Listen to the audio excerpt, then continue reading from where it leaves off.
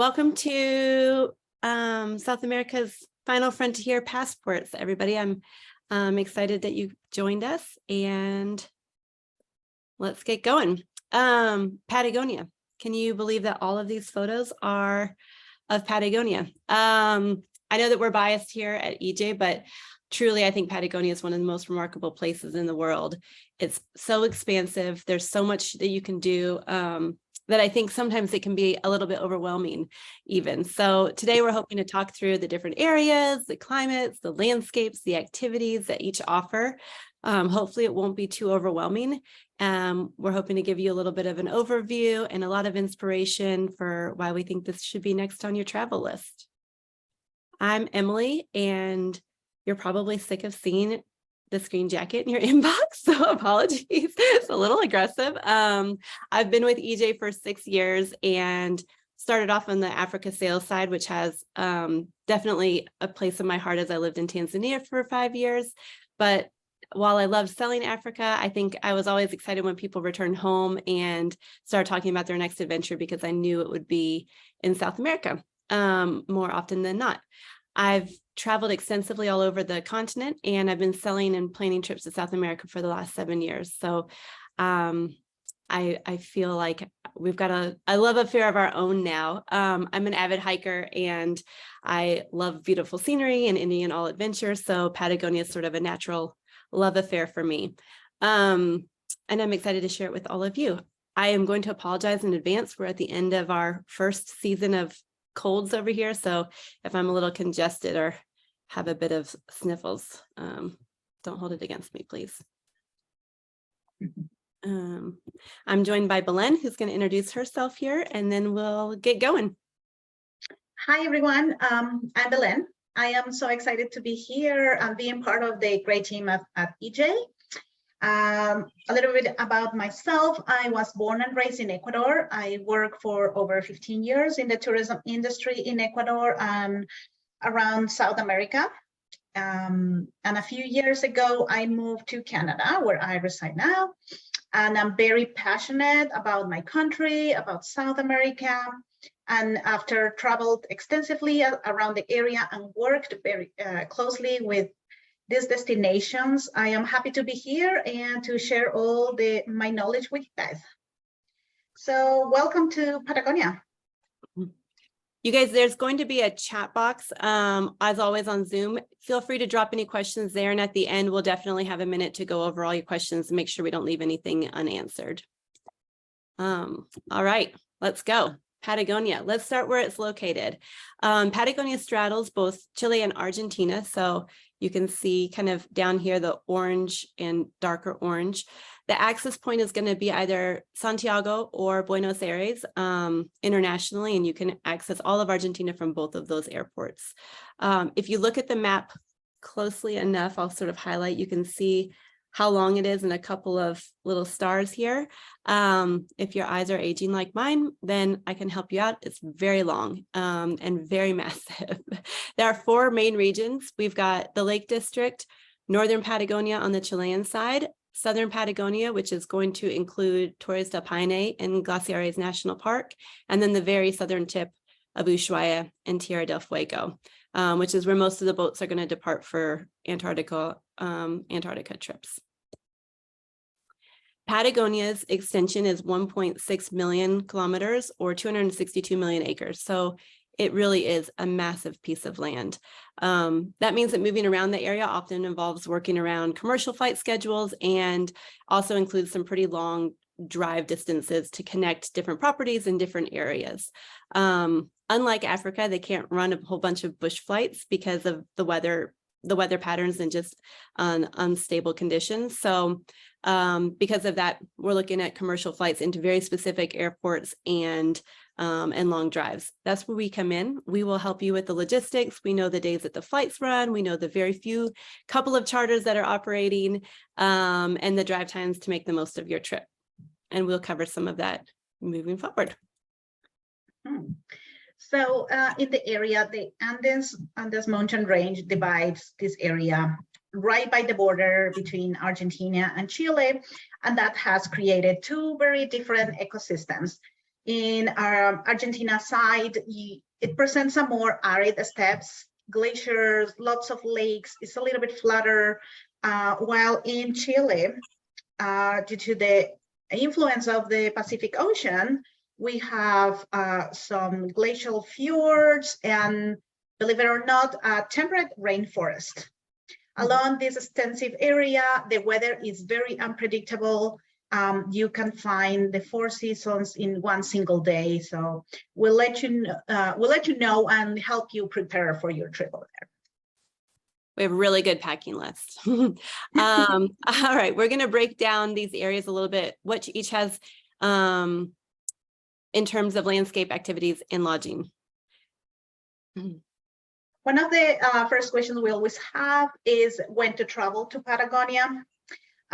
Let's do it a general here consensus. We cannot say when is the best time. It is very varied, but it is important to mention that Patagonia in general has a pretty short season due to the harsh weather patterns. Ideally, we would like you to go on the Austral spring and summer, which goes from September through March. During this time, the days are longer, warmer, there is less rainfall overall, although there are crazy winds, so that makes the other side. And if you enjoy winter sports, you have June through August. Their winter season is great, it's less windy, and their days have clear blue skies. Due to the short season, and particularly as we move south, the lodges book up really quick. So you're kind of looking at like November through April, generally speaking, or through March, early April. So we do suggest planning early for your trip to Patagonia. If you can believe it or not, next Christmas is already really booked. We're having a hard time finding space for 2023. So start planning early is our best advice. There are also areas where, you know, the seasons are a little bit stretched out, like the Lake District in the north. We'll cover that when we get there. But also, if you enjoy autumn, like the weather and the colors, these areas are great during that time of the year as well. There's no landscape in the world like Patagonia, really. And I think a lot of people will ask, like, what do you love more, or the differences between Africa and whereas Africa, you have wildlife, and every time you go back, you can see different animals or different interactions. I don't think that there's a more dramatic or beautiful landscape in the world, Africa included, than Patagonia. It's phenomenal. My last trip, I was banned from saying the word stunning. So we'll see how I do this presentation, but really everywhere you look, it's just more stunning than the next. What can you do there? Pretty much everything. We're going to break it down by region, but we thought we would kick this off with just a little bit of inspiration. That's right, Emily. So let's also start saying that Patagonia offers long days with lots of activities. Patagonia also offers slow days for contemplating or fishing. Patagonia is wildlife. Patagonia is sitting with a glass of wine, looking over beautiful views. Patagonia is being as active as you could like. From intense to small hikes, they all offer wonderful experiences. Patagonia's adventure. You've got activities like kayaking, rafting, paddling, canyoning, and so much more. Patagonia is soft adventure. If you feel more comfortable riding a bike or in the back of a loyal horse, Patagonia has something for everyone. Right, so we're going to start with our first area, the Lake District. To tell you a little bit of the season here, it's a little, the window is a little bit bigger than the rest of the areas. You can enjoy not only the Austral spring and summer, but the fall season offers beautiful mix of colors, of pleasant weather here. You can travel here from September to April or even the start of May.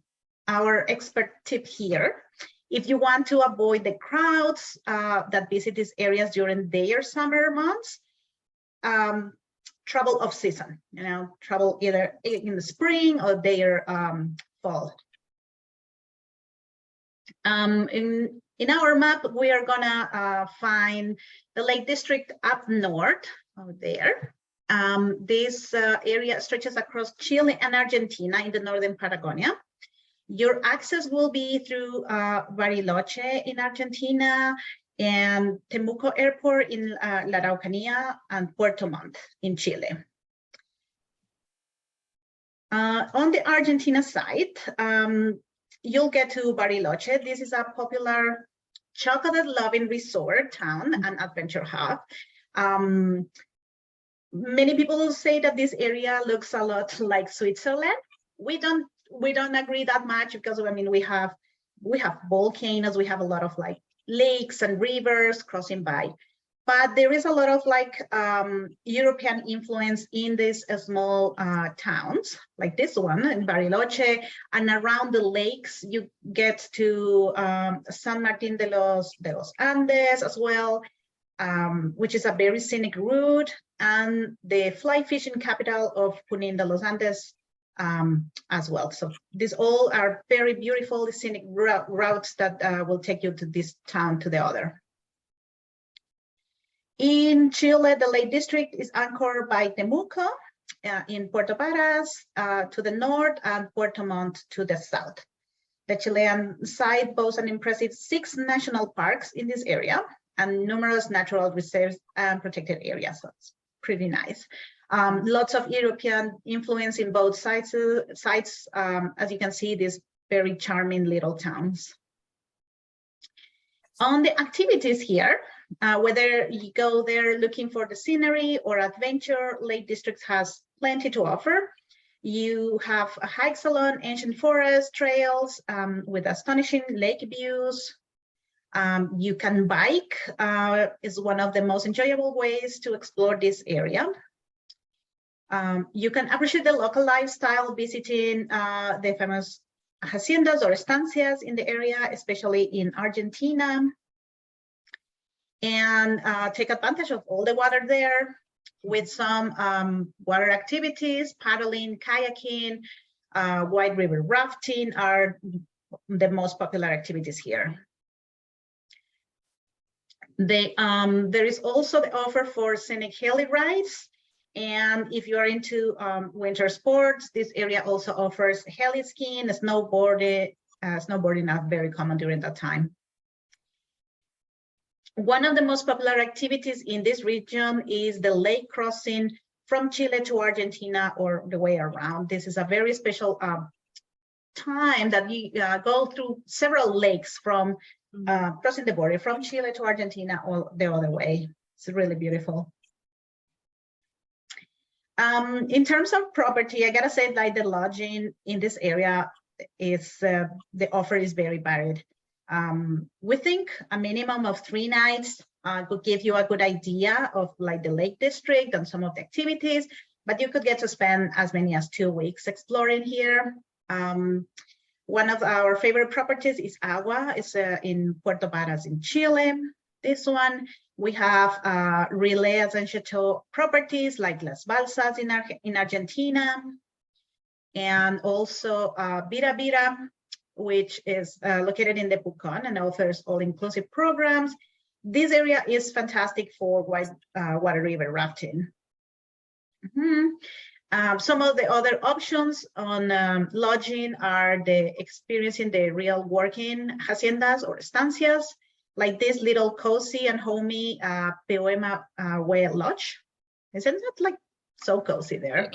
I just want to go there now. And also we have also La Rinconada. So let us help you find the perfect lodging for your trip. There are many options in there. There's a lot we can do. Moving out of the Lake District and into southern Patagonia, iconic Patagonia. Most of the photos you've probably seen of Patagonia are of Torres del Paine National Park. It's a national park that encompasses forests, glaciers, lakes, rivers, fjords, a little bit of everything. It was granted UNESCO protection back in 1987 and as a World Biosphere Reserve, and then as recently as 2013 it became the 8th wonder of the world. You've got massive mountains, turquoise blue mountain lakes, millions of years old glaciers, Everywhere you look is more beautiful than the last spot. I think these dramatic landscapes offer some of the most famous photos, in the world. When people think of Patagonia, they're typically thinking of this southern region of Torres del Paine on the Chilean side and Glaciares National Park on the Argentina side. So we're going to talk through them a little bit in depth. Your main gateways are going to be flying into an airport on either the Argentina side or the Chilean side. You've got 3 airports to access this area. The first is in Calafate in the Argentinian side. It's a fun little bustling, cute touristy town. You get a little bit of everything, lots of backpackers, lots of higher end travelers. The airport's just 20 minutes from town or 3 hours drive from El Chalten, which we're going to cover in a minute. Puerto Natales is going to be the airport that you access on the Chilean side. So it's a little bit of a sleepier town, but still charming in its own way. There are a few hotels in Puerto Natales. One of them is the singular Patagonia, which you may have seen on our website or heard about. But most of the properties that we're going to be using are going to be in Torres del Paine National Park. So about a 2.5 hour drive from the airport. You can also access Torres del Paine from Punta Arenas, and even as early as like a couple of years ago, you probably would have heard or seen this option a little bit more. They only had flights going into Puerto Natales a couple days a week, but now they've opened up daily flights. So all of our trip planning is going to try to work around those daily flights into Puerto Natales and save you a couple of hours driving. Chile is going to be more wild and remote because you're located within the national park. You don't have access to a town close by, and so a lot of the accommodations are going to be fully inclusive and just more remote feeling. It's home of the famous Torres del Paine W Trail and O Trail as well, but the W Trail, they're multi-day hiking paths that are pretty popular for backpackers. You're going to be heading out in the morning, hiking all day, and then sleeping in like little huts in a sleeping bag in very cold temperatures. So we found that a lot of our clients prefer to stay at a nice lodge and go out for hikes during the day. One of the big famous hikes is to the base of the towers, which you can see here. And you can do that from any of the properties there. It's about like 13 miles. It's a full day in and out, but it's great. You can go do a really sort of aggressive hike during the day and then end at a nice cozy lodge with a warm bed and delicious meal and glass of wine. Calafate in Argentina is going to be your access point to Perito Moreno Glacier. So a lot more glacial activities in this area. You can mini trek, you can kayak around, or you can access the ice fields from the famous balconies, which are basically catwalks. Up the road by 3 hours, you have El Chalten, which is famous for Mount Fitzroy, which you can see in this photo, and also on any piece of Patagonia clothing that you've seen around, it's their logo. Chalten is going to be a great hub for big hikes. So if you look at this picture, I'm going to try to do this for you guys, but this is the base of the towers and the 3 lakes that you can view. But while you're here, you can see people like skiing down these crazy like snow banks and hiking all the way up here and all the crazy Jimmy Chin stuff, if you know any of those guys that make those wild videos. So it's going to be a real hub for like crazy adventure, as well as normal hikes. It's a tiny little town. It's got a very European feel, as Belén was saying about other areas, and you sort of walk off the mountain and straight into this town where everyone's in their hiking clothes and having a beer and an after hike snack. So it's got a really fun little vibe. The season is really short in this region because of the winter temperatures and harsh weather. So it spans from November, kind of early November, through to the end of March, early April. Our EJ tip would be to visit in November or March, April. So you're avoiding the crazy crowds. You're getting some shoulder season pricing, fewer people, and then incredible weather still. It's good to note that like any time of year, no matter when you're visiting, even in these great little windows, you can still expect four seasons in a day. So you might head out for a hike and it's sunny, and then you may end up with snow and then rain and then back to sunshine. So you can get a little bit of everything no matter when you're traveling to this area. The areas all offer stunning landscapes, but they are really quite different. So I think it's nice to know that you can combine Torres del Paine with Calafate and Chaltén, and you're going to have 3 incredibly different experiences, varied, lots of varied activities, and they combine, really well. Speaking of activities, Chile is going to be where you have access to some of the incredible Puma projects and Puma tracking. So Awasi's got a great Puma project that they work with hand in hand with Nat Geo. Tierra Patagonia has a really incredible program that they run. And then there's a newer property called Estancia Cerro Guido, and they've created a Puma conservation and have over 100,000 hectares of protected land. So there's a lot of cool conservation happening on the Chilean side around these cats. Horseback riding with gauchos, of course, can happen in either location. Glaciers, while Perito Moreno is definitely going to be the more famous glacier to visit, you also have Gray's Glacier on the Torres del Paine side.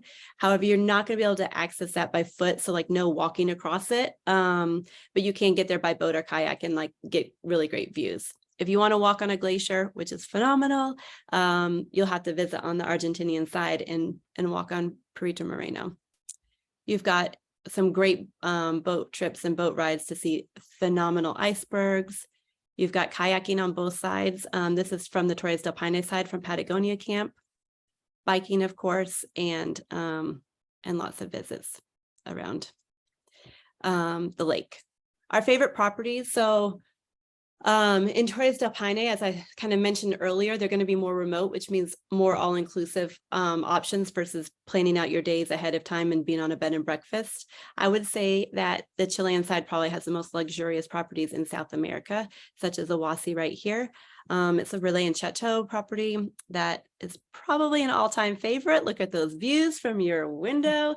Makes waking up pretty easy. The cool thing about Awasi is that, and something notable, is that they have private guides for and vehicles for every room. So all of your excursions are going to be on a private basis, and that's included in your stay. So higher per person rate, but you're getting private viewing and private days from that. It only has 11 rooms, so it does book up quickly. And a step down, which is still not very shabby, would be something like Explora and Torres, their lodge in Torres del Paine, which has been around for a long time and has some of the truly the best guides out there. Also some of the best views. Patagonia Camp is another property that we love. I like to describe it as like a mix between a yurt and an après ski lodge. Like it sits on this beautiful lake. You can kayak straight from there, and it has a really good community feel. Like you head out in the day, come back, change your clothes, in your yacht and in your yurt, and then head to the community area where everyone's kind of having a drink and talking about their day. I think it's important to note that all the other properties that are offering inclusive experiences are going to be on a shared basis. So if you have been on safari with us before, kind of similar to a safari camp, like that you plan out your days and then you go out with other people that are doing those activities. So it's never a ton of people, but you might be with, a couple others on a hike or horseback ride. On the Argentinian side, there's only one really super high-end option in Calafate. That's Iolo. It's right outside of the city, sitting up on this beautiful little perch that you can see here. Again, only 11 rooms, so it books up quickly. But otherwise, they've got some really cute bed and breakfasts in town. Your lunches are included in your full-day activities, and then you can pop into town and have dinner in the evenings, which is honestly quite fun. One of the EJ gems that we love is Estancia Cristina, found here. It was founded in 1914 and is the only working estancia that's survived the southern Patagonia harsh climate. It's super crazy. It can get very windy, but in the wintertime, they close up shop and they just let the horses run and roam and survive on their own, and they do, and they come back and they're all still alive. I don't know how, but it's just wild. The only way to access Estancia Cristina, and the only access point they've always had, is by boat. So even back in the early 1900s, which you can imagine is probably kind of crazy, you take a 2-hour boat ride there, you pass some phenomenal icebergs, and then can spend a night or two on the property exploring. If spending the night there isn't really your scene, they do offer day trips, which we can help you arrange. Explora also has a property in Chalten, a newly opened property in Chalten, and so is a great access point for anyone that does want to do some big hiking and hanging out in Chalten. We recommend 4 nights in Torres del Paine, at least. You can do 4 or 5 or 6, and at least 3 nights in Calafate and Chalten, just because we want you to be able to get as much as you can, out of the experience. And most of the days are pretty full and active. So if you combined it, really nicely, you would stay in Chalten for 3 nights, you drive 3 hours to Calafate, you stay 3 nights, and then you drive about 4 hours to connect you from Argentina to Chile, and into Torres del Paine, and spend, 4 or 5 nights before flying out of Puerto Natales. I covered a lot there, so we can always talk through it further, but hopefully that kind of helps with that area. I'm going to hand it over to Belén here and have a sip of water. Awesome. Let's go down south all the way to Tierra del Fuego and Ushuaia. I think out of all the areas, this one has the shortest season, unless you are, into some winter activities and skiing. To travel here, you will only have a shorter window, right? On the brighter side, you'll see wildlife like no other in the Patagonia region. All right, this is Tierra del Fuego and Torres del Paine. You will access here also through the Argentinian side, getting into Ushuaia and Punta Arenas in Chile. All right. This is Ushuaia, is considered the city at the end of the world. This beautiful city here is where most of the boats will depart to around Cape Horn and to the Antarctica. Most boats here are around the Cape Horn are shorter cruises. You'll find 3-4 nights between Ushuaia and Punta Arenas.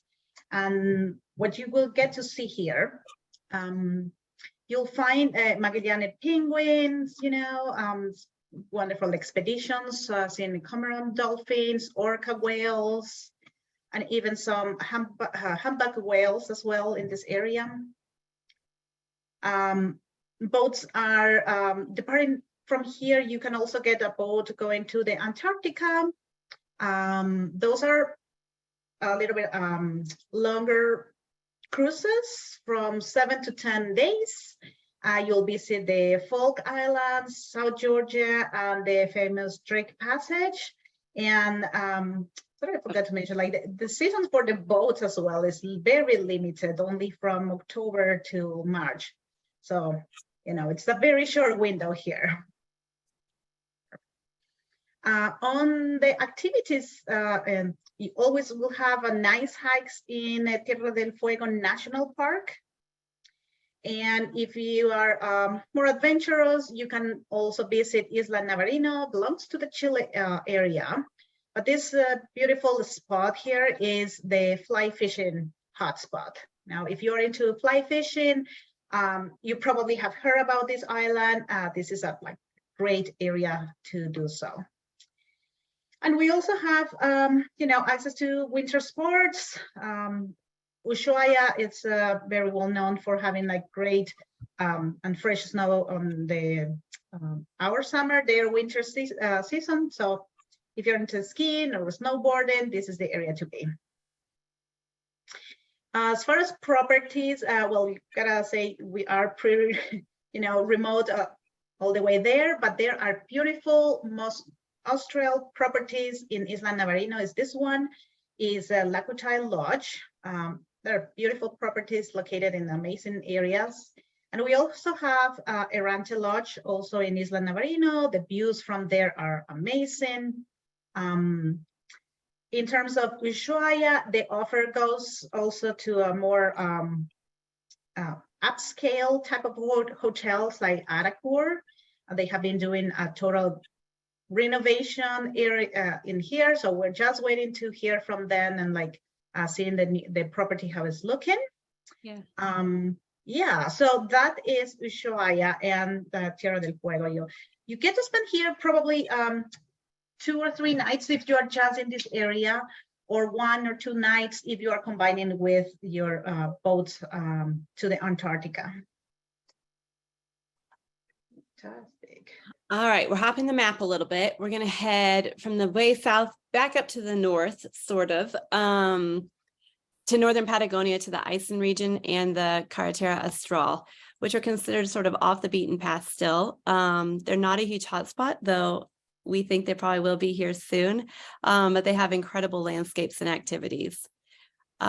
I think that they're not really hotspots yet because the logistics aren't quite easy, but as some of you may know, here at EJ, we believe that some of the harder places to get to make for the best experiences. So that's where Aysen enters. They've got jagged and towering snow-capped peaks. They've got like crazy blue waters.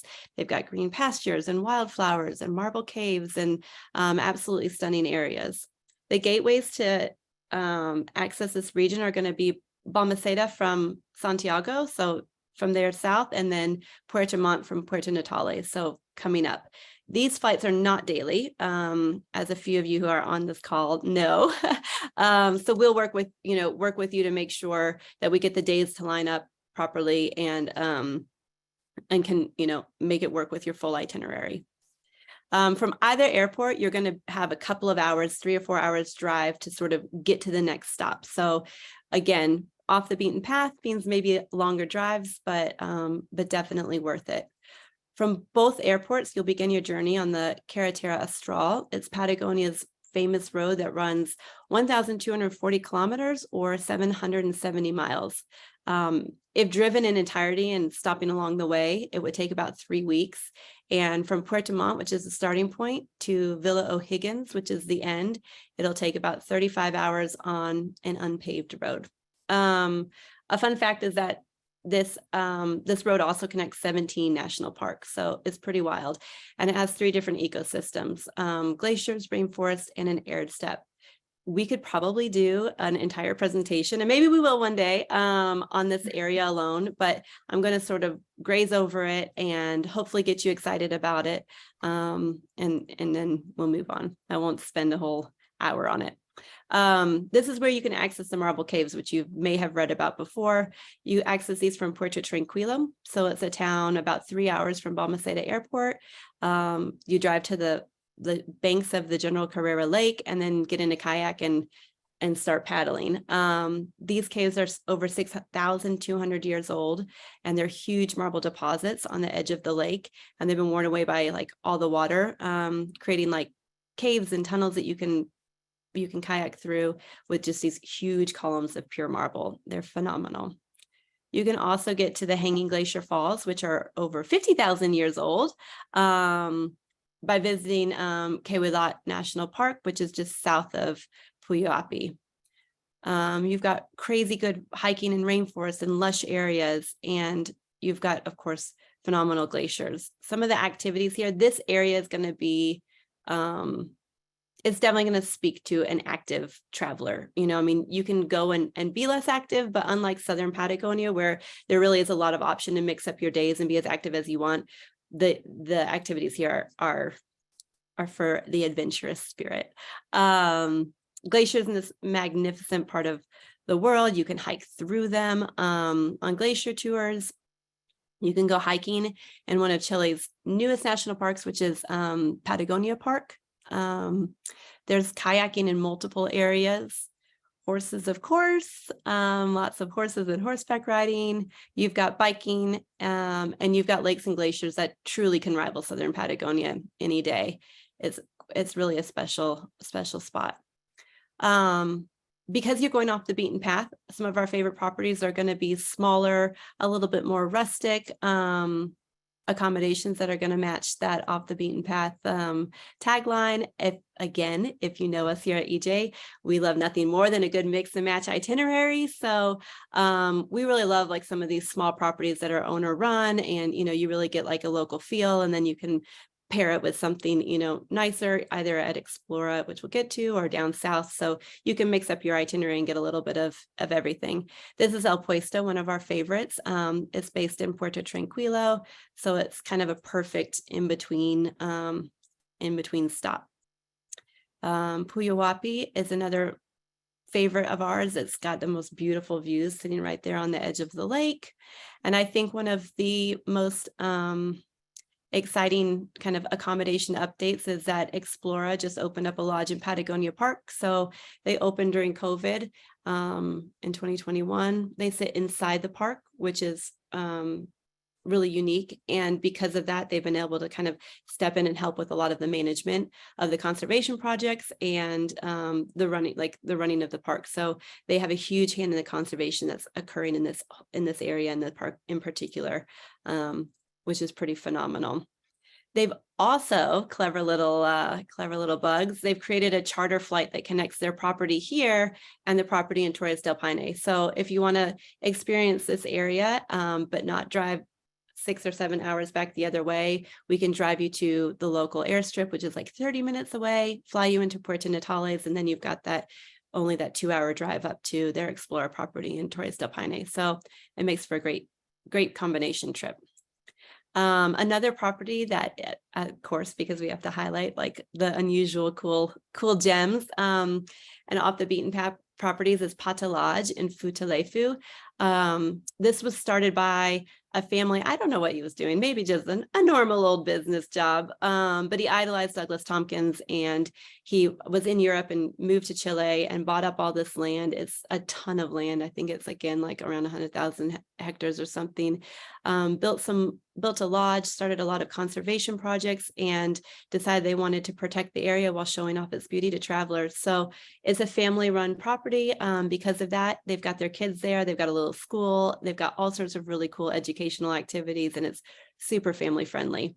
You can access this property from Argentina. Actually, it's only an 1.5-hour drive from a airport in Argentina versus 8 hours from Puerto Montt. So depending on your travel style, there's a lot to do, but we really do think that this area is worth the time and exploration if you want to. And, if you need a reason to visit Chile and then Argentina and do 2 trips, you could easily combine this with Torres del Paine and then do your whole, Argentina trip on its own with Iguazu or Mendoza and pop down to Patagonia. So lots of ways to split your time in these areas. We've talked a lot about logistics, of course, and long drives, but I do think that is one of the challenges of putting together an itinerary for you guys. And one of the areas that we can really help you is by knowing when these charter flights happen, when the daily schedules are, and how long the drive times are, so we can create an itinerary that is really fun and doesn't feel like you're spending time, just moving and in transit all the time. Of course, we love to combine different properties and areas that aren't the normal circuits. And so by knowing all of these logistics, we can help you do that. That's right. And, to get over a little bit of, the entry requirements that are now in place, I gotta say Argentina and Chile are open to travel. Although the entry requirements are changing constantly, and I'm sure it's gonna keep changing in the next few months. As at the moment, you do not need to present any proof of vaccination or COVID test to enter Argentina. But in Chile, you will need to present your COVID-19 vaccination card to enter, and some on-site testing will be done randomly in the airport in Santiago. We're just kicking off high season. Obviously, it's November down there, so I expect that we're going to see some changes and maybe a little less, random testing, because it's going to be hard to keep up with so many people. So we always keep our requirements and updated. And if you're already traveling with us and on this webinar, then your pre-trip documents will be updated with whatever's happening at the time. We're excited. We're coming to the end now, and there seem to be a lot of questions, so that's exciting. We're here. All of our trips, if you've not traveled with Extraordinary Journeys before, start with a phone call. We get to know you. We talk through your travel style and your budget and find out what you're excited about for this trip, and we plan accordingly. We've got a couple of fun itineraries on our website to get the juices flowing, but we're here to help you, work through the logistics and find the trip that's just perfect for you guys. I'm going to close out of here and we'll answer a couple of questions, and I hope that I do it the right way. Let me. Yeah, Okay. I can read you the first if you want, Emily. So Joe is asking, is there, so in Africa, they opted for a foodie option. Is there the same type of options in Patagonia, a great food and wine? And Emily, full disclosure, I wrote out some answers. Okay. So we'll see if they match. Oh yeah, totally. No, let Emily answer. We'll see if we agree. All right. I would say yes. There's a fantastic food Passport option in everybody. Patagonia. They love meat. They love wine. In Chile, you've got a lot of really good fish options. No matter what, since you're going to be flying in or out of Buenos Aires or Santiago, they're both kind of foodie spots. In Buenos Aires, we run a really fun like food tour where you go around with a local expert and you're like on and off the public transport and trying all different food. But for sure in Patagonia, you're going to have really amazing food and wine if you're into it. So yep, one of her best meals was at Singular Patagonia. Marie's asking what the average temperature is in these regions. Oh, that's a tough one. Don't hold me to it. Because you really do get everything. I mean, I don't know if you've hiked I live in Colorado, so it's easy to compare, but if you've ever been on a hike, I mean, it can be like in the 20s and snowing, and then literally 15 minutes later, be like 40, but with the sun shining, so it feels much warmer.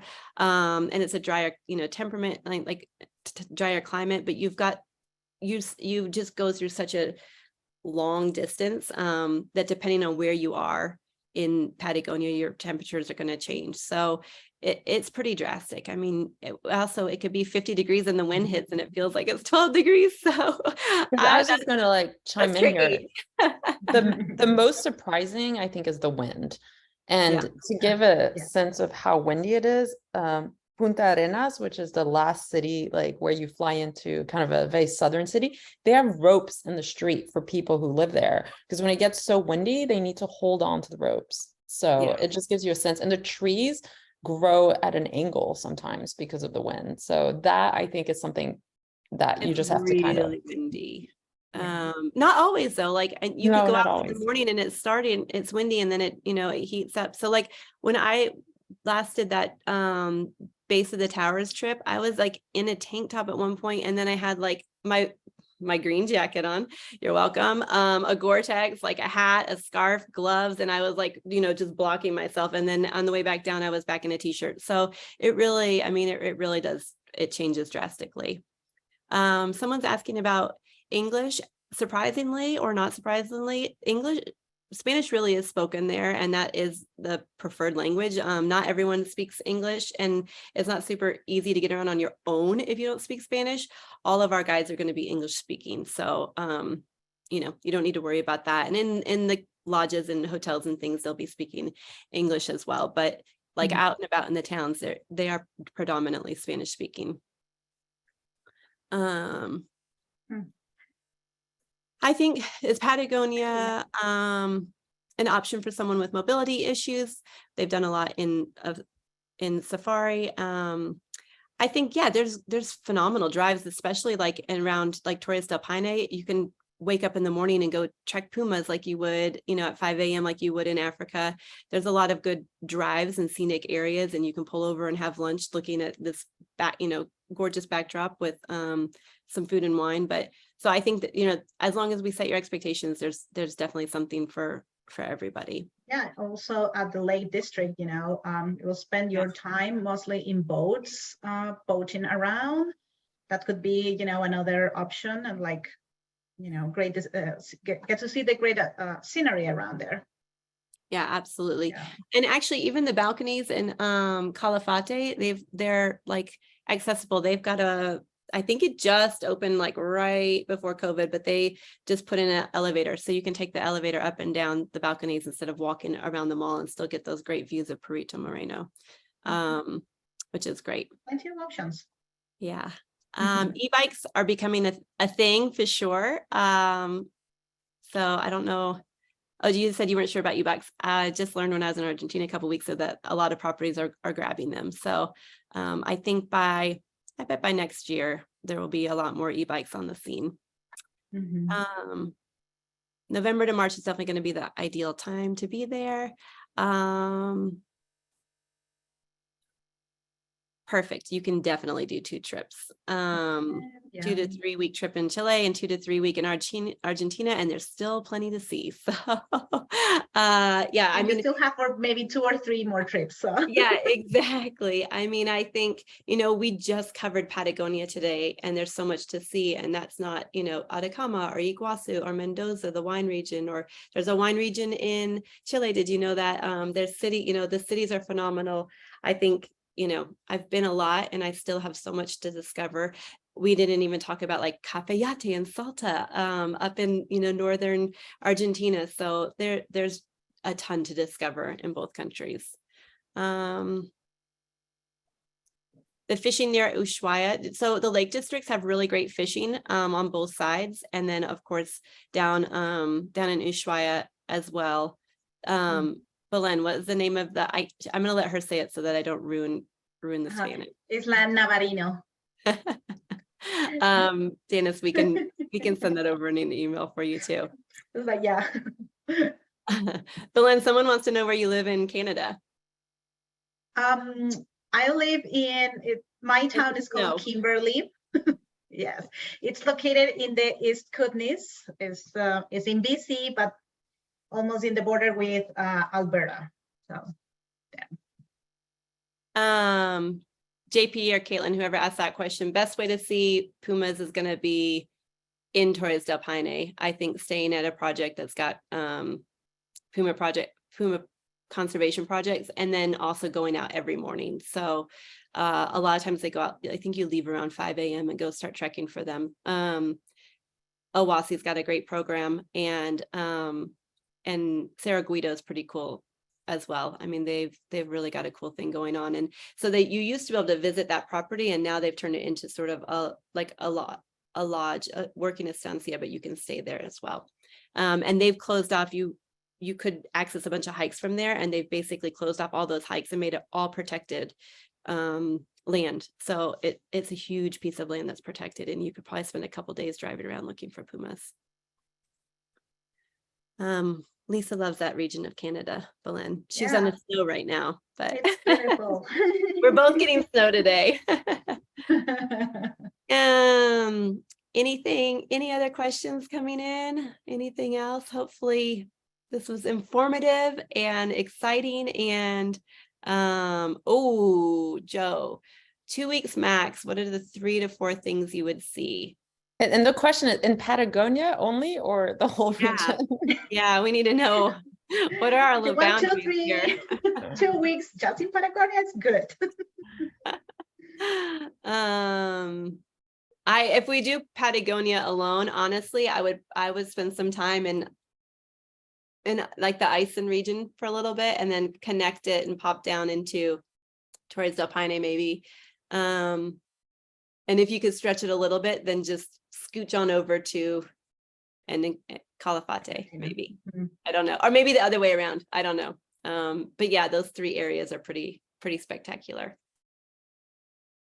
I'm glad you liked it, Kelly. You're going to be there in no time. Yeah. Any other questions? Is there anywhere in particular you would recommend? Well, I mean, the W trek in Patagonia is pretty phenomenal. You can also, I mean, if you're up for rent. So the question is, where do we recommend for backcountry camping and activities for super adventurous hikers? I think the W or the O trail in Torres del Paine are going to be pretty phenomenal. They're set up for truly adventurous sort of backpackers. And then up in that Carretera Austral, you can rent a car and drive. Elizabeth and I will be doing this one day together. Drive that whole area. So, I mean, you can drive and camp the whole way through if you wanted to. A realistic budget for 2 weeks. I think, again, it really depends. I mean, we can mix and match, but I think on the low end, I mean, if you're going to do Patagonia, so I think either you combine like maybe one section of Patagonia and then other parts of the country to come in at like a lower price point, or be a little bit more conservative, or if you wanted to be in Patagonia and do a lot, I think really truly like 9,000 or 10,000 per person for a couple of weeks is a good starting point. Because if I'm not mistaken, a property like Owasso per person per night is almost $1,500 per person now. So on the very high end, you're going to be looking at that plus flights. And then the Chilean side is always more expensive also, I think, than the Argentina side, right? Yeah, and I think that something that people don't put together for this part of the world is that because you're doing these long drive times, 3 to 4 hour transfers, sometimes those add up.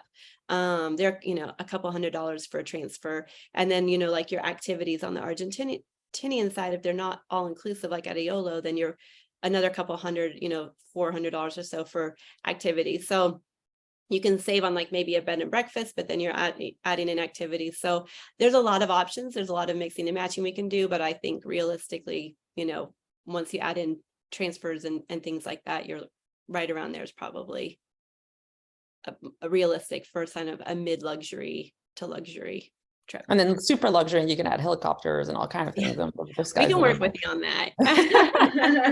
Lots to do. I said, well, 10 to 15 works, but yeah, kind of starting point around 9 to 10 and then go from there. Yeah. For 2 weeks. It was for a week, 2 weeks. 10 days, yeah. Oh, 10 to, okay. 70 plus for age is just a number, Jesse. I think it depends on how active you are and what you like to do. I mean, you can go to all of these areas if you're, in your 70s. I think. I had a 70-year-old man from Switzerland who beat me up Torres, Base de las Torres. So yeah, really. I'm like my in-laws, because they're super fit and active. They could beat me too. So I think it just depends on your kind of comfort level with active stuff. But the only true sort of age limit is on Perito Moreno for the mini trekking. They cut that off at 65, and it doesn't matter how active or physically fit you are. But that's really the only kind of hard stop on an age would be walking on the glacier at Perito Moreno. But otherwise, hiking and boating and, fishing and horses and all of that, we're happy for anyone to do if you're up for it. Mm-hmm. There's also just really beautiful balconies. You can go do a low-key hike one morning and then pull up with a glass of wine and enjoy the view for a little bit. So lots of ways to mix up the day so you're not going like morning to evening full on, if that doesn't sound like your cup of tea. Fish hunting, we don't really sell hunting trips, although there is a lot of bird hunting down there. I think on the Argentinian side, fishing, you can do a lot of fishing on either side in either area. So the lake districts down south, there's a lot of spots for some really good fishing. These are good questions. Yeah, great questions. So many questions. I know. I think maybe we're rounding out. So we're pretty much on the dot. It is 7:24. So we set an hour. Yeah. We're kind of hitting it. Thank you all for hanging out with us and spending your evening learning about Patagonia. We're here. We're happy to help. Shoot us an email, give us a call, or we'll set up a call, and we're happy to talk more and answer more questions and hopefully help you with the trip. Thank you. Right. Bye, everybody. Elizabeth, I'll let you close us out. Okay, I'll close it out. Thank you, everyone. Bye.